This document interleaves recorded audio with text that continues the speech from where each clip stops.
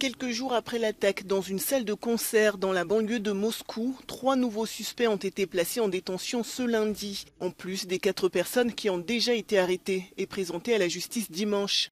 Les assaillants ont été interpellés alors qu'ils tentaient, selon les autorités russes, de fuir vers l'Ukraine. Kiev a démenti toute implication dans cette attaque. De son côté, Bruxelles met en garde Moscou contre toute tentative d'instrumentaliser ce drame pour intensifier sa guerre en Ukraine.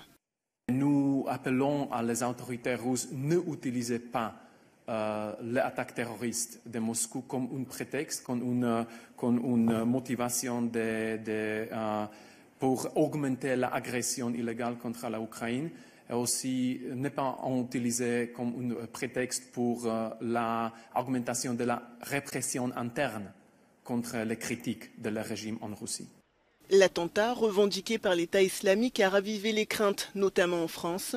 Dimanche, le gouvernement a annoncé relever le plan Vigipirate à son niveau le plus élevé. 4000 militaires supplémentaires seront également mobilisés dans le cadre de l'opération Sentinelle. L'Italie va elle aussi prendre des mesures de sécurité supplémentaires pour protéger les lieux sensibles. Le jour du drame, le Conseil de sécurité de l'ONU avait condamné cet attentat qui a fait au moins 137 morts. Ce lundi, à la demande de la Russie, les membres du Conseil de sécurité ont observé une minute de silence en mémoire aux victimes. Certaines des personnes présentes dans la salle de concert ce jour-là ont eu la vie sauve grâce à 2 adolescents qui travaillaient dans les vestiaires.